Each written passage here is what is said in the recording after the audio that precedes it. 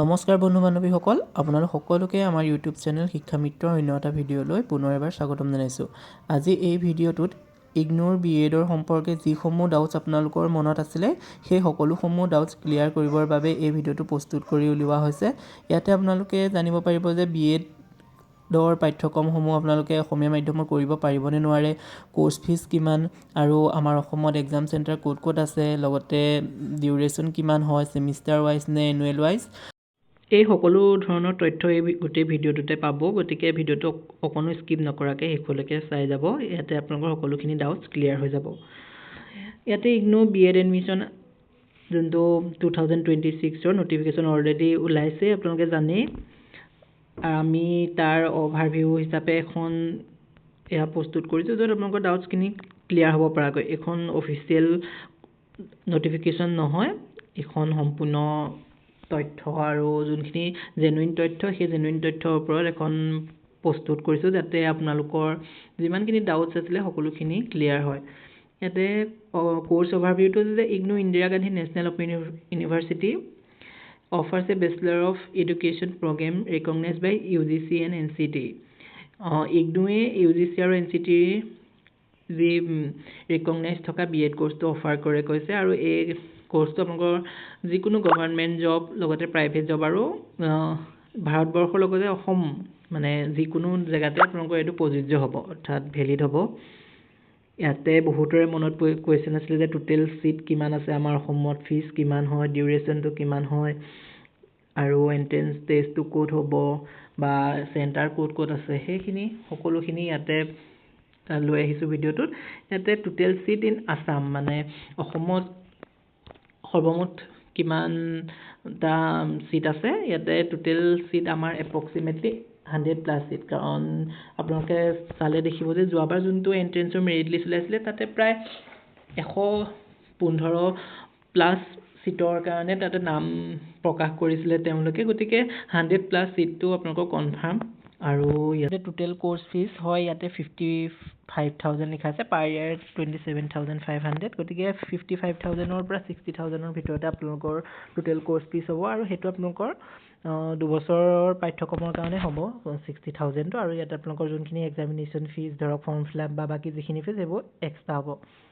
Course ডিউৰেশ্যনটো আপোনালোকৰ 2 বছৰ সকলোৱে জানে, আৰু এইটো মেক্সিমাম 5 বছৰৰ ভিতৰত আপোনালোকে শেষ কৰিব পাৰিব। আৰু যোনটো এক্সামিনেশ্যন চিষ্টেম সেইটো এনুৱেল চিষ্টেম হ'ব, ইয়াতে কোনো ধৰণৰ ছেমিষ্টাৰ চিষ্টেম নাই। ইয়াতে আপোনালোকৰ বছৰি এবাৰকৈ পৰীক্ষা হ'ব, আৰু সেইটো এনুৱেল চিষ্টেমতে হ'ব। আৰু কিছুমানে বহুতৰে সুধি আছিলে যে মিডিয়ামটো আমি অসমীয়াত ল'ব পাৰিম নেকি বা কিহত ল'ব লাগিব। তেতিয়া মিডিয়ামটোৰ কাৰণে আপোনালোকৰ ইংলিছ আৰু হিন্দী, অকল আপোনালোকৰ ইংলিছ আৰু হিন্দী অপশ্যনত আছে। আপোনালোকে হিন্দী বা ইংলিছ যিকোনো এটা বিষয় মিডিয়াম হিচাপে বাছি ল'ব পাৰিব।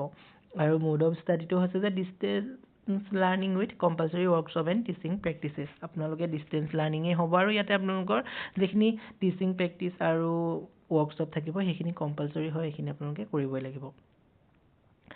নেক্সট এণ্ট্ৰেঞ্চ টেষ্টটো, এণ্ট্ৰেঞ্চ টেষ্ট হ'ব নিশ্চয়, আৰু সেইটো আপোনালোকৰ যোনটো ইগনো BEd এণ্ট্ৰেঞ্চ এক্সামিনেশ্যন তেওঁলোকে কণ্ডাক্ট কৰে, সেইটো আপোনালোকৰ যোনখিনি চেণ্টাৰ অসমত ধৰক গুৱাহাটী, যোৰহাটতে হোৱা দেখা যায়। যদি কেণ্ডিডেটৰ ওপৰতো এইটো নিৰ্ভৰ কৰে, যদি বেছি হয় তেতিয়া আপোনালোকৰ ডিব্ৰুগড়, শিলচৰ, তেজপুৰ এনেকুৱা ধৰণৰ জেগাখিনিতো হয়, কিন্তু মেইনলি গুৱাহাটী আৰু যোৰহাটতে আপোনালোকৰ এণ্ট্ৰেঞ্চটো হোৱা দেখিবলৈ পোৱা যায়।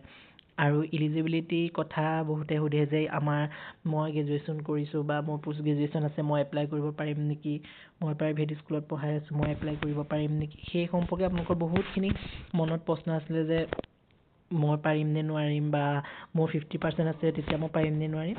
তেতিয়া ইলিজিবিলিটিৰ ক্ষেত্ৰত আপোনালোকে গ্ৰেজুৱেশ্যন বা পোষ্ট গ্ৰেজুৱেশ্যনটো লাগিবই, আপোনালোকৰ গ্ৰেজুৱেশ্যন হ'বই লাগিব।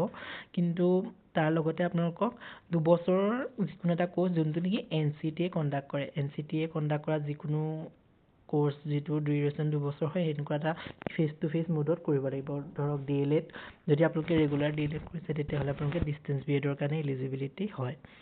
আৰু জব ভেলিডিটিটো গভৰ্ণমেণ্ট প্ৰাইভেট কথা নাই, আপোনালোকে সকলোতে এপ্লাই কৰিব পাৰিব আৰু সকলোতে দিব পাৰিব।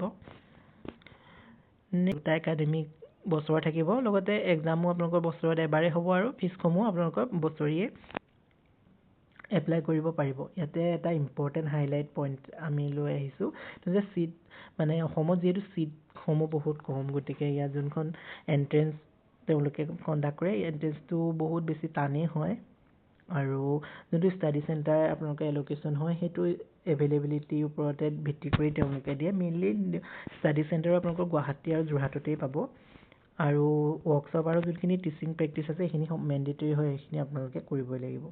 আশা কৰোঁ যি ইগনো BEd সম্পৰ্কে আপোনালোকৰ মনত ডাউটছ আছিলে সকলোসমূহ ডাউটছ ক্লিয়াৰ হৈছে। যদি নাই হোৱা মোক কমেণ্টত জনাব।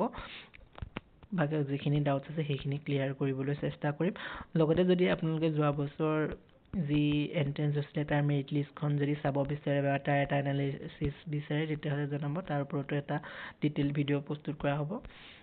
গতিকে আজিৰ ভিডিঅ'টোত ইমানখিনিয়ে আছিলে। যদি ভিডিঅ'টো চাই আপোনালোকৰ ভাল লাগে তেতিয়াহ'লে নিজৰ বন্ধু বান্ধৱীসকলৰ লগত শ্বেয়াৰ কৰি দিব আৰু এনেকুৱা ধৰণৰ ইনফৰ্মেটিভ ভিডিঅ'সমূহ পাই থাকিবৰ বাবে আমাৰ শিক্ষামিত্ৰ চেনেলটো ছাবস্ক্ৰাইব কৰি দিব। ধন্যবাদ।